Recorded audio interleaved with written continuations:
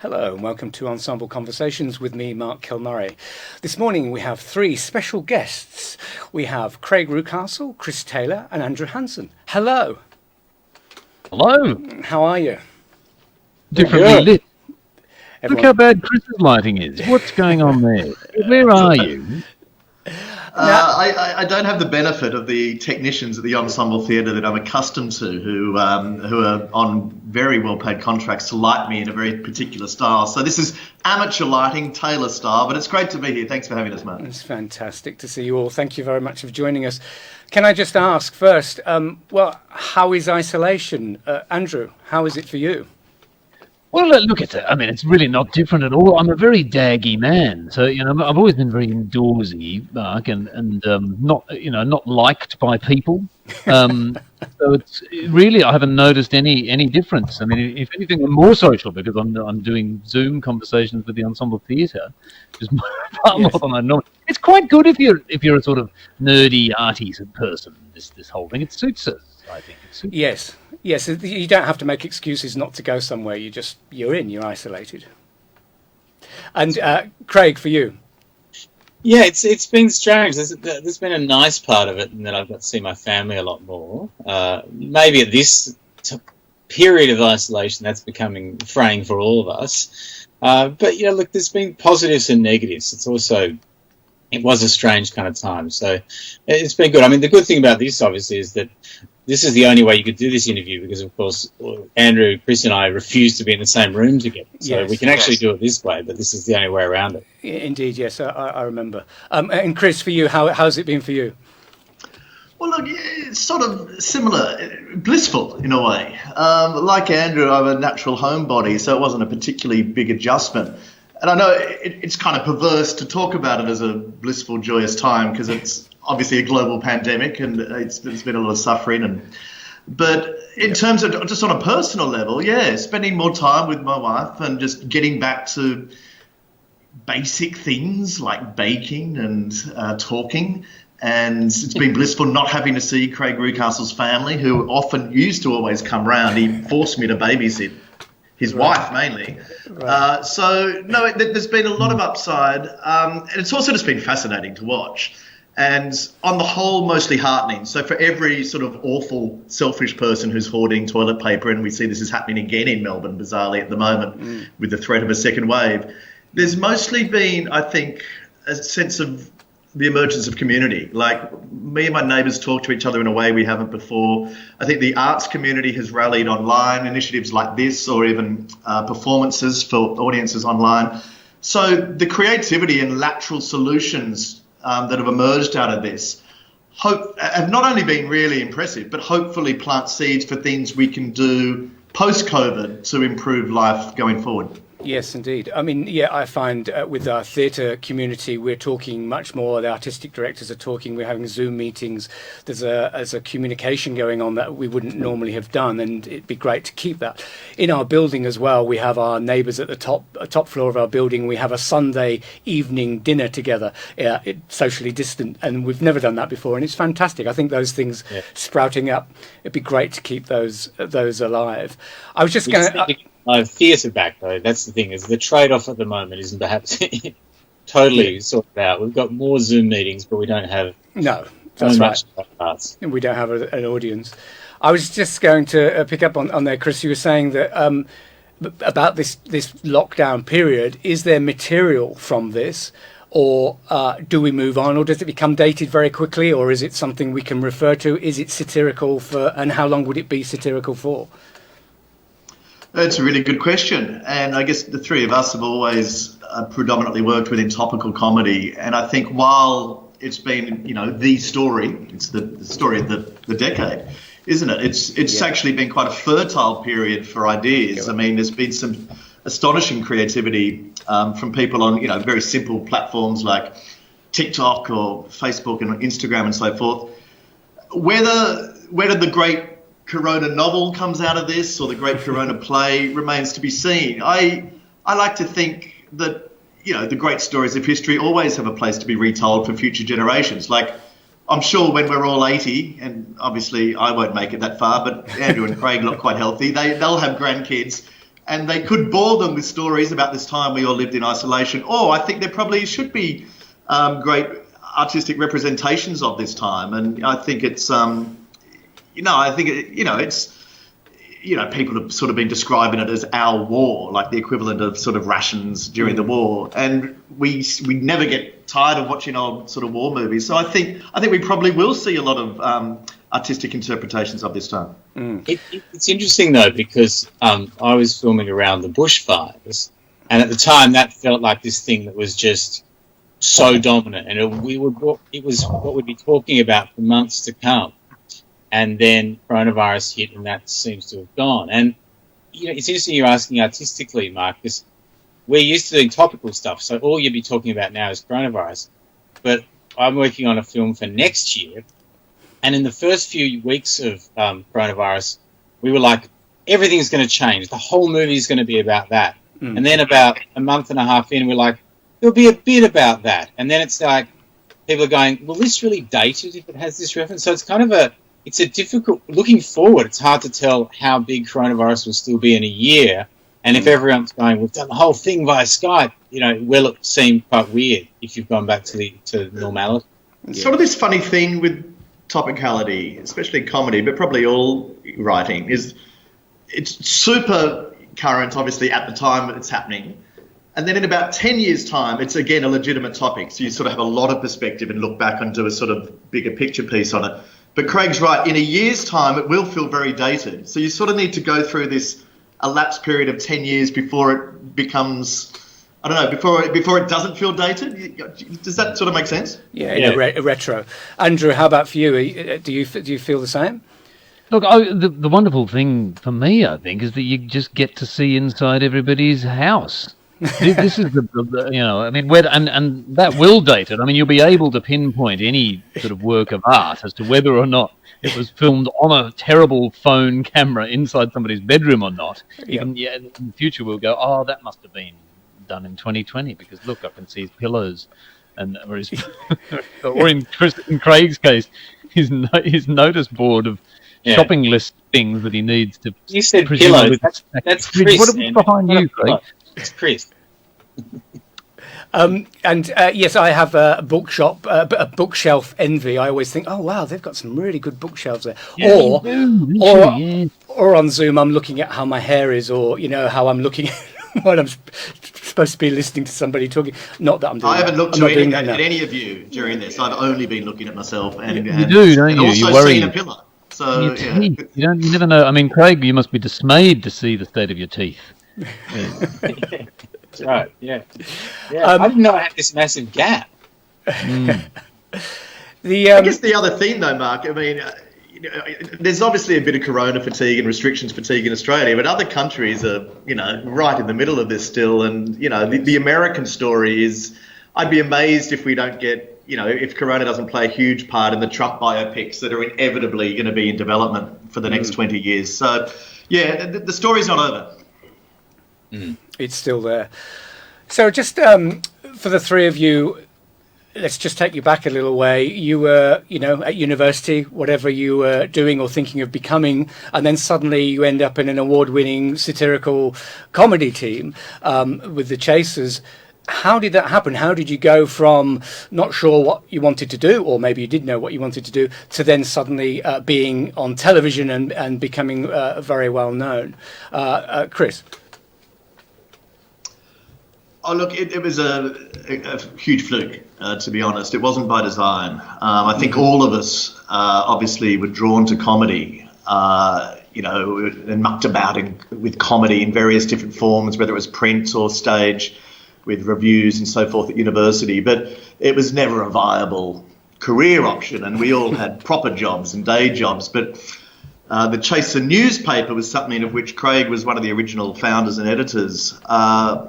Was a sort of an attempt to extend those outlets we enjoyed at university in our subsequent life. And it was just a hobby. I think we put it out once a fortnight. It was sort of every second weekend we'd sit down and write silly articles. And certainly from my point of view, never with a view it would lead anywhere. Just, some people play golf. We wrote comedy articles on the weekend. And it was all because of It was largely because of the intervention, if you like, of Andrew Denton, who picked up this newspaper and saw great promise in it. I think he saw an irreverence that he thought had been missing from Australian comedy for a while. So he kind of introduced himself to us and said, hey, if you've ever been thinking about TV, I'd really like to produce you. And we hadn't been thinking about TV, but the minute Andrew Denton sort of puts that idea in your head, you start thinking about it, and it's sort of snowballed from there. Yes, right. And Andrew, was that the same for you? Did you become involved right at the beginning? No, I said, well, I wasn't. I was trying to be a musician, trying and failing to be a musician. And so, some of the other guys made a 4-episode TV series without me in it. And then I think they realised after that they wanted somebody who could deliver a line from start to finish without, So they are. I was quite lucky because my life was going terribly at the time. It was going so amazingly badly that I was really quite down. And I got this this phone call from Andrew Denton saying, the other guys are wondering, I'm not sure, maybe I can put you on a retainer as a satellite writer for a certain amount. And unfortunately, I was so grumpy at the time, I said, I'm not interested in that, even though I had no other prospects. I said, no, only if I'm a full-time writer-performer on the team, then fine, but otherwise, no. And I was like, this 26-year-old idiot who had no hope or prospects. And if I hadn't been so depressed, I probably would have said, yeah, great, I'd love to come on this tiny little retainer, and I would have gone nowhere. But fortunately, he then referred it to the others, and they said, oh, okay. And did that was writing, and then did the music develop from there, Andrew, for you? Well, I was always trying to do music, and I ended up, no one was listening to my serious songs, but I noticed when I put jokes in them, people started listening. So I became a musical comedian instead. And Craig, for you, you were right at the beginning. How did that change what you were thinking of doing as a grown-up? Well, it's interesting. I mean, it very much changed things. I didn't have any intention of going to TV at all. And it's funny, Chris saying, we all had jobs. Most of us were still just at uni when we started it. And actually, I was still at uni when we did our first couple of TV shows, which made it it was quite bizarre. You'd kind of finish a TV show and then have to go and do an exam for a subject you hadn't attended for the last 6 months. Yes, because they saw you on television. But it was great because it was just something that was really fun, and it just kind of snowballed from there. And it's interesting. Chris says that Andrew Denton was the first to approach us. Bizarrely enough, we were approached by Channel 9 to do a TV show first. Right. And referring back to Andrew's thing about the arrogance of youth, we kind of went in for a meeting and got a lunch. Didn't even really get back to them. We were just pretty pleased that we got fed lunch. So yeah, it was... Lunch is good. Lunch is good when you're in your 20s. Yes, well, that's right. How was it for you that, the Chaser had and it still has a fearlessness to it. How much was that discussed? How did you know that that's what you wanted to do, is to push the boundaries, or did that just come naturally? No, it was quite the opposite, actually. It's Andrew Denton. We had a part in the newspaper where we used to send letters to people, prominent people, and kind of be really rude to them, essentially. Yes. And when we were doing the TV show, Denton was like, we've got to have that kind of component in the show.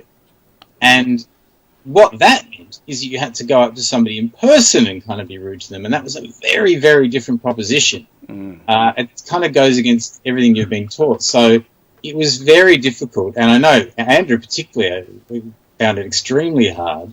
But we all did. It was not very natural to do. Right. I guess there's physical fearlessness, which is, I guess, what Craig's alluding to, which is those confrontational pieces involving, quite powerful people sometimes, or just members of the public who even Andrew is terrified by. Then I guess there's more editorial fearlessness and creative fearlessness, which is what I thought your question was about, Mark. And that, again, was probably just the arrogance of youth, but being... not really thinking this was going anywhere. Certainly in the newspaper days, we would just be incredibly insolent and rude and defamatory. I think I'd say all those early issues were entirely defamatory, but we had no assets. We were unsuable. And I think that's sort of carried over. And it's certainly, as Craig said, Andrew encouraged that side of us. it was a different time. We often have this discussion internally amongst ourselves now, was could you do it today, when obviously people are a lot more prickly about what's permissible in comedy. And I don't think we spectacularly transgressed sort of social mores, but we were incredibly rude. We were very rude, mostly about people more powerful than us, but probably not always. And so, yeah. And it's not us. People are often surprised when they meet us that we're not these sort of incredibly foul-mouthed people trying to bring down the system. I think we were just trying to write jokes, and often the laziest form of humour is rudeness. So, yes, and the Monty Python team said that they started as writers first and then happened to become performers, and that helped because it was always about the writing.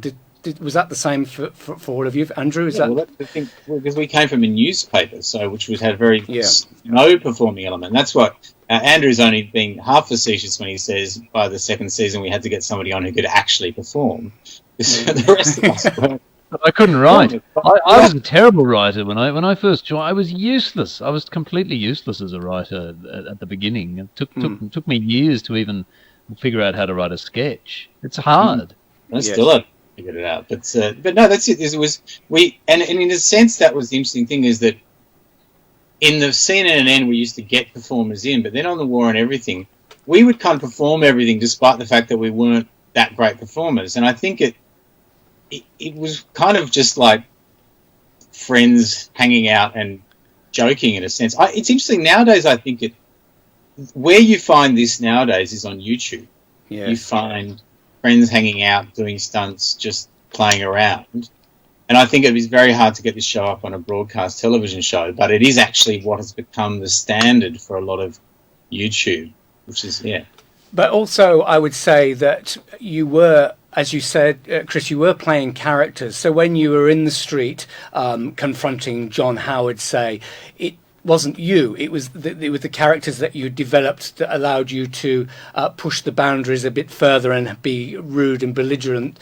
How much did that require work in terms of talking yourself into being someone you're not in order to make the skit work?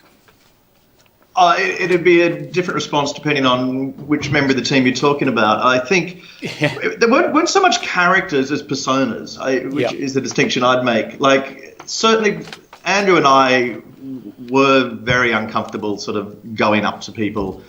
So we wouldn't... we develop a persona, sort of an armour of someone who could do that. Other times we did create characters. Andrew played people like the surprise Spruker, who is like an imitation of those awful, usually British people who stand outside $2 shops in Voters and spruik the wares. And so they were actual characters, but more often than not, it was ourselves just with a sort of persona armour. And it was always, people, often say, like, how on earth could you do it? And the answer is as simple as we wouldn't have really had a show if we didn't. You can't come back to the office and say we got nothing. So you kind of briefly sucked it up and, believed in the material. It comes back to writing. We kind of trusted the script. And if we just thought we just need to say the script and not worry too much about how much we're offending this poor person. But it's, I think we'd all have different levels of discomfort looking back at it now because, for every time we did John Howard, and that's entirely legitimate and justifiable, there were other times we were just going up to receptionists, in the, let's say the Qantas building. And that's, they're just someone trying to do their job. They're not the CEO of the company, but they're the only person we could get access to. And I think we probably are a bit uncomfortable about, making their day a bit unhappy. Yes, and who decided who did what? Was that just again from the writing? And if you had written the satired piece, that you would perform it, or did you swap material, or was it by committee, or if it made everybody laugh, it stayed in? How did you decide? The writing process is very much by committee, so you'd have all of us going through scripts, but you wouldn't necessarily perform something you wrote. I mean, I'd say that. Particularly Chris, I'd say, was a very prolific writer and wouldn't always necessarily want to perform things, particularly if it was stunts. He'd say, "Craig, go and do this." Right. I benefited. Craig or Chaz. Chaz was a great weapon that you could send to do anything. Yeah. Good. Yeah, I remember Chris once saying, "I don't want to go out there," pointing out the window. But it was the case that it was, in terms of getting a script through the room, there were definitely times that, you'd think this is great, and it wouldn't get enough people liking it and just died, didn't get through. And there were other times I remember taking ideas in that I thought, nothing much in this, and you pitch it everywhere, like, that's great, and you'd find yourself doing it 2 weeks later, you'd be like, wow, what a strange process this is. Yeah. But it was very team driven, and you had to kind of get. I think one of the strengths of that team was actually that we had quite a few different senses of humour. So to get through that kind of bind, to get through that writers' meeting, it had to appeal to more than one sense of humour to get enough people on board. Yeah. Did you? Because then you're on television and then you're recognised. And did that occur to you that would change what you do and who you are? No, I don't think we really thought about that. No, it was weird. It was odd. It was an odd business. Yes. It was honestly quite nice. I remember.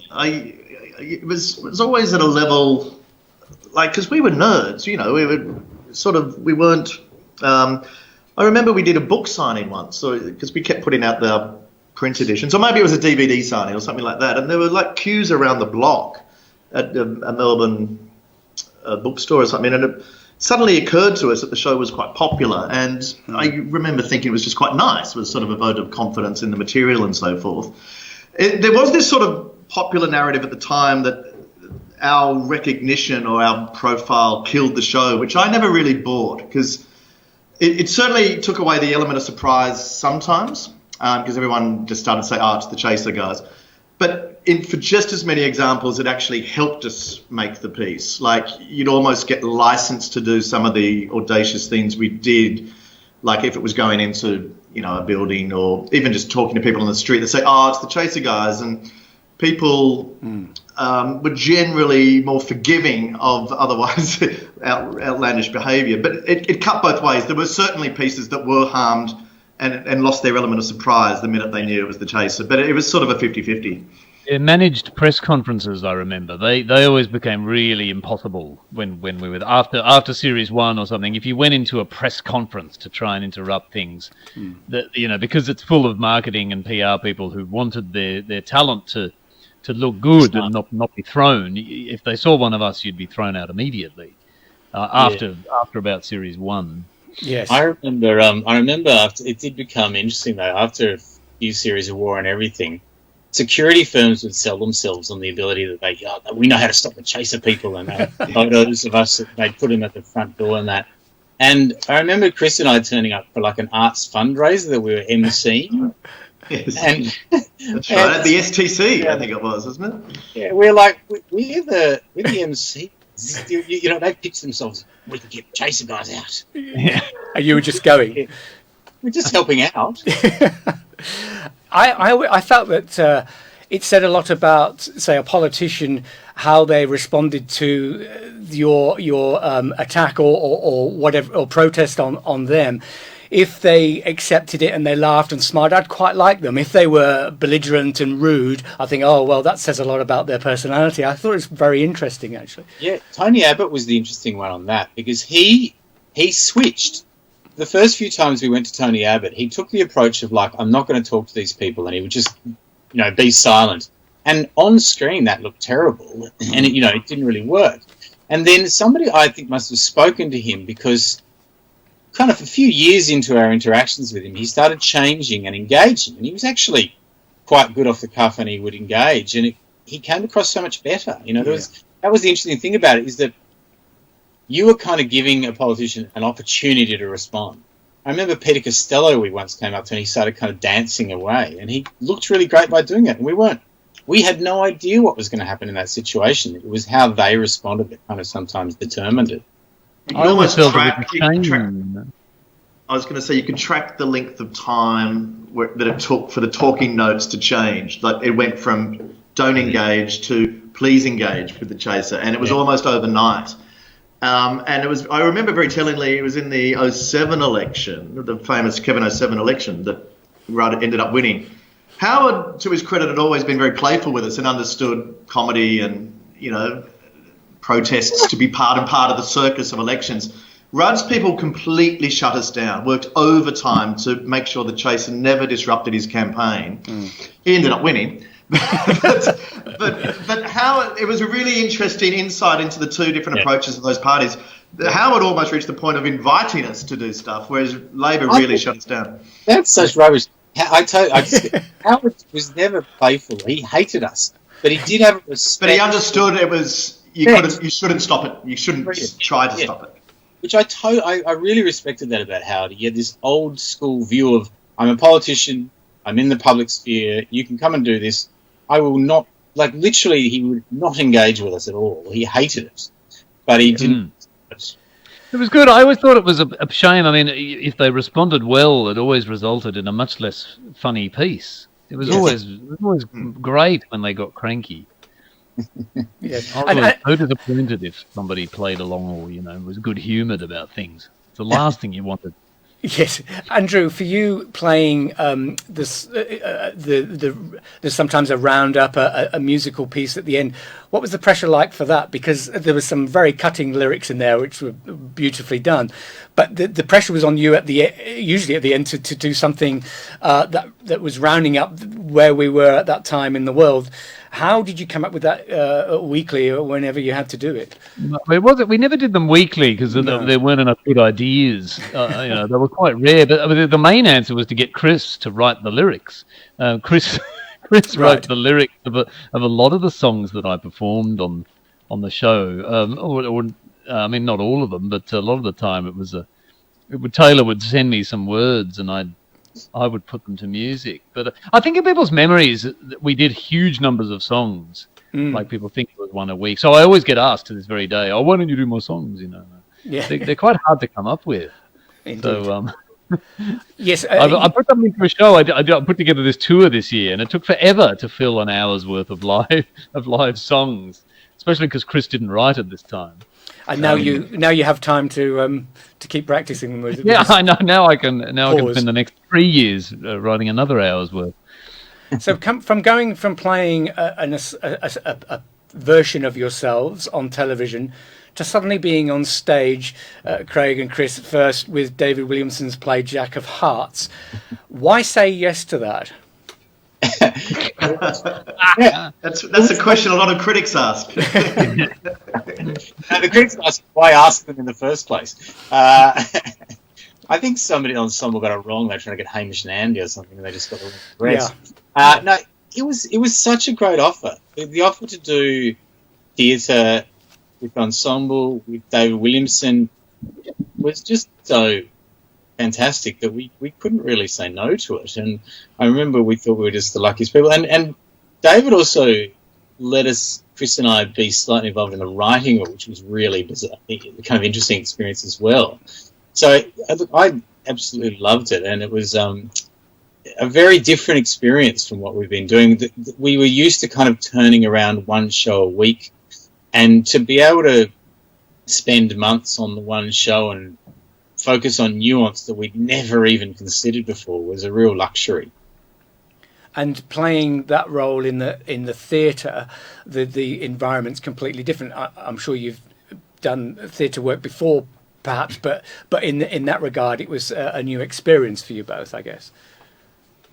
It was. We'd done comedy shows, before, but I think we often frustrated David Williamson because we would often, we corpsed a hell of a lot, but we'd also sometimes just think you could be fluid with the script, because we were so used to, tailoring things for how an audience is behaving, and we'd see if we can get an extra line in here. Or I think there was one night where a cockroach went across the stage, and we just couldn't resist, referring to it, which is awful to a playwright who's got this text that they just want, faithfully read out. But our comedy instincts sometimes kicked in. We got better at that.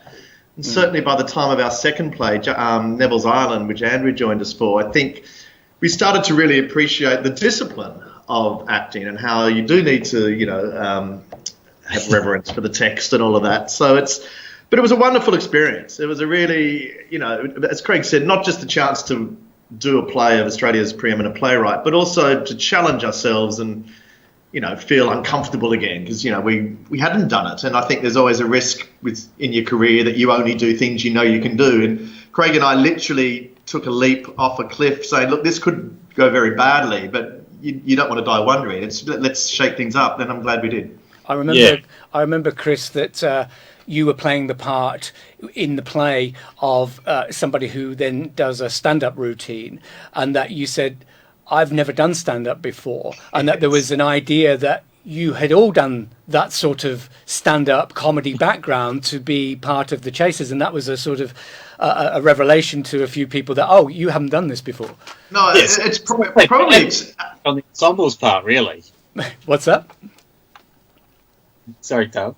Go on. I was going to say, it might answer your previous question. I think David Williamson, who came up with the idea of casting us, thought we'd done stand-up, and this was a play about a stand-up comedian. Yes. Or someone who becomes a stand-up. And, I don't know what stage of the rehearsal period he finally learned that I've never done it in my life and was, in fact, very bad at it. But it became the thrill every night because, almost contradicting what I said earlier about deviating from the text, it was the one section each night where I did have permission to ad-lib with the audience, and it was a joy. And I don't know if it gave me the confidence that I could ever do it in the real world, but it was certainly a really nice sort of safe approximation of what it might be like to be a stand-up.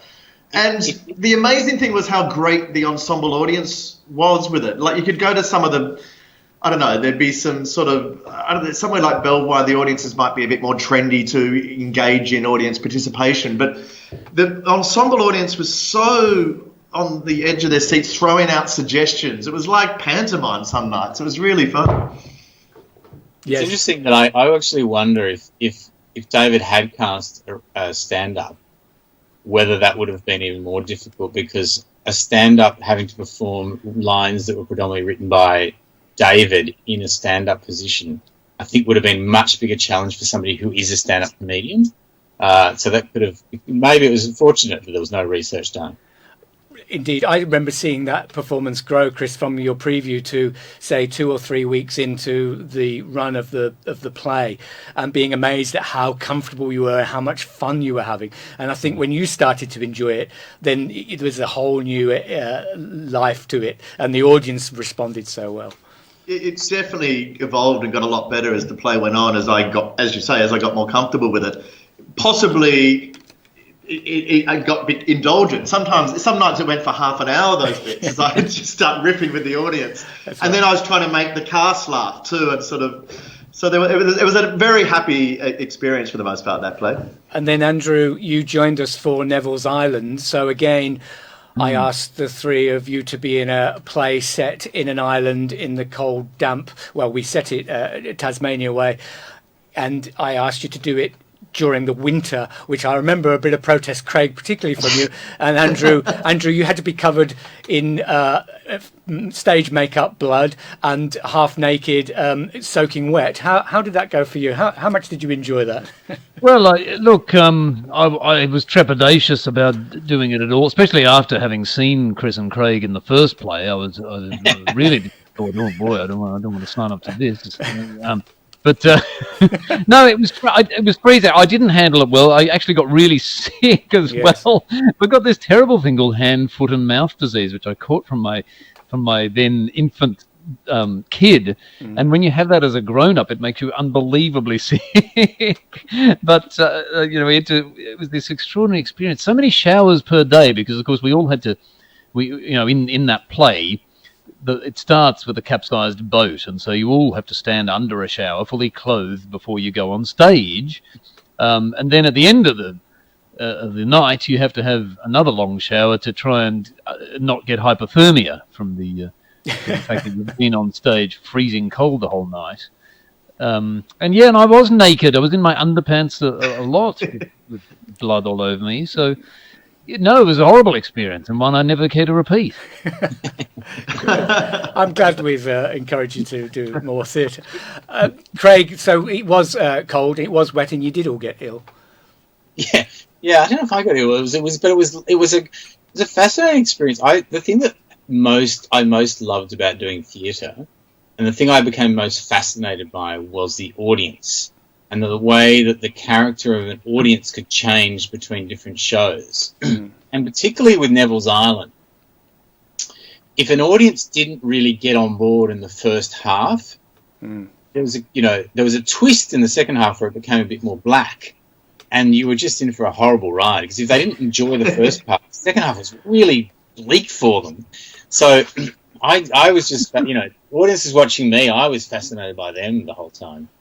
Yeah. You remember the kids? I mean, there was this wonderful school group, is one of my favourite memories. They were a school group who I don't think most of them had ever seen a live show before. So they hadn't really been taught things like, you don't just spend the whole show yelling at the actors and recommending what they should do next. It was great. It was the most fun show, and especially during the first scene where we'll take our wet clothes off, and then no one could hear our dialogue because the whole thing was drowned in wolf whistles. These kids were just hollering at us, wolf whistling. Get them off! Get them off! Get the undies off! I think that was like, put it back on, Andrew. Oh yeah, in my case, yeah. Please. It was more clothes. It was a challenging play. You got wet. You had a fight. You went mad. There was a dead bird at the end. You were covered in blood and mud. It wasn't an easy play. The coordination of it was, I remember having directed it in rehearsal, that was huge, and along with David, our other cast member, who was wonderful, as well as the leader playing Neville. The choreography was something that we had to... How was that for you? How was the stage discipline? How did that vary from, I guess, what you're used to with a television show? Very different, but it was great. It was interesting how you would train us to be like, you've got to go from here to here, and after a little while you get that, and that would become part of obviously your process. And what was always fascinating is if something threw out, like, so, if a prop wasn't put in the right place. It totally threw everything out, because you'd learnt not only the lines, but you would also, the movements were actually part of what you were doing. And so, it was a really different experience. And I remember also, because of course, Mark Chris got sick during the production, and you stepped in one night because you had played that role, 20 years beforehand? 20 years I remember before, there was one bit where there was one bit where you did something, and I was like, oh, that's what you were trying to get us to do that whole time. It really is good that way, isn't it? Finally, someone doing it properly. I wish I'd seen Mark do it. Then I would have known how to do it myself each time. No, we had to go back to the wrong way the next night when you came back, Chris. It was an amazing experience, because Steph, our stage manager, had to feed all my lines through my earpiece, and so I was on stage, and it was like one of those actors' nightmares where you were on stage and you hadn't learnt your lines. I sort of roughly knew 2 or 3 of them, but it was quite interesting, actually. I think we should do earpiece theatre. I think Hamlet would be a much more pleasant experience with an earpiece. You don't have to learn to be or not to be. You just get someone to say it and you repeat it. It was quite interesting. I might get my lines right if we did that. Yeah. So, theatre, is that something that you'd like to do in the future? You said hint, hint, and let's not talk about a project we may have been talking about. But anyway, is it something that you would go back into? Andrew, you said it was a horrible, terrible experience, but depending on the play, I guess. Is it a dry play, Mark? Like, is this one where you don't have to get soaked in water? Because if so, then I might reconsider, and you could tempt me back onto the boards. It's a dry play, yes. No one gets wet. No fights. Yes, I like. Yeah, no, absolutely. I definitely. I found theatre to be, as I said, I think it was a great privilege to be asked to do it, and to be asked to do it twice was a great error on your part. But if you were to be foolish again a third time, I love the experience, and it really is. It just does. It calls on a different part of your acting and performance brain that I really enjoyed thinking about. Yes, it's amazing to learn that Craig Reucassel has an acting brain, but that's your brain. I think Craig sort of alluded to this earlier. It's sort of all about the audience. TV is very cold, and most of it's shot with no audience. So you might have a studio audience that's trained to clap and laugh, but you don't have a real audience. And yeah, to actually tell a story or tell jokes through story to a live audience is a very intoxicating feeling. And it's a two-way relationship. The audience obviously gets joy out of a really good piece, but it's worth reminding the audience that actors get immense joy when a play is working and when a joke is landing or when a moment of drama is resonating. And I think all three of us would be mad to, not want that feeling again. Like it's a very unique thing. I'm sure we all have friends who are proper actors who do this for a living, and they all talk about the same thing. They might have gone off into TV and film, but they always come back to theatre because it's not only the most primal, elemental, essential part of storytelling in a community about a group of people coming together in a single room to hear a story, but there's the communities involved, whether it's the relationships between the crew, the artistic director, and the cast. That's all. It's a very special family, especially there at the Ensemble. So it has been a privilege to be part of it, and yeah, we'd love to do more. Great. And just briefly, the future. What have you got coming up that you can allow to talk about, Chris? Well, the very immediate next project is a collaboration that Andrew and I are working on. We're getting our songwriting team back together, and sort of, without saying too much, it's a very unusual combination of formats. It's documentary meets musical comedy. And so that's something we're developing for a TV network at the moment, and we'll be writing that hopefully for the rest of the year, and then the network will tell us they've got no money to make it. So that's what we have in store. I'll wait for that moment, Chris. That'll be it. I mean, the thing that got me interested in that was seeing Craig making all these documentaries, and I thought, well, how could we do this in a way that's actually interesting and entertaining? You could add musical comedy to it. And you were talking, Andrew, about a musical that you were going to tour, and then suddenly you couldn't. That's still on the boards. Well, we all did it. Australia has this festival circuit, of course, that all the solo comedy shows do every year, and you start in Adelaide. And I did the show in Adelaide. It was huge fun, and we all had a great time in Adelaide at the Fringe Festival, which is probably one of the most fun festivals in the world. Actually, it's well worth a visit if it ever comes back properly. Yes. And then people got a bit nervous about, hang on, what's going on with this pandemic? And of course, everybody's tour then got nixed. Yeah. So I did. So my tour only went to one. I toured Adelaide. But hopefully that will pick up and you'll be talking. I want to keep doing it. I'd love to keep doing it. I'll bring it to the Ensemble one day, maybe in 5 years. That'd be fantastic. And Craig, we're big fans, despite your present company, of the War on Waste in our household. My son Oscar is at school at Camaret Public School. Their science project is on the War on Waste, so they're researching it and they're watching past programs. And Oscar wanted to ask, is there a new series coming up? So, yes, Oscar, there is, although it's slightly different. There's not a War on Waste next. There is a series coming out in the next month or two called Fight for Planet A, which is, I guess, a little bit like War on Waste, but it looks more at what we can do when it comes to climate change. Yeah. And so hopefully him and his classmates at Camaret will be solving that problem next year, because the politicians haven't been doing the best job. So I'm really looking to the primary school kids of Australia to solve the problem, really. Well, how much did it change from the television shows? You noticed between series people were being more responsible, but how much has that filtered through for you to the politicians and the people who can do something about it? It is interesting, actually. Yeah, there was it had a slow kind of effect. We started to see, actually, the Morrison government was actually quite active on plastic and waste stuff. And I think that's just the War on Waste. That's also because of other coverage and Four Corners and a lot of other networks as well that were covering it. But It has been interesting to see that change happen. And I think part of the reason we decided we'd need to do climate change was that we started to see, the Prime Minister go to United Nations to talk about climate change, and all he talked about was plastic waste. And we was like, it's become something that's not only something you're trying to solve, but it's become a distraction from other things. So we're, tune in, and I hope Oscar and his classmates enjoy it. Thank you. And others as well. I'm sure they will. These two here, obviously. Thank you.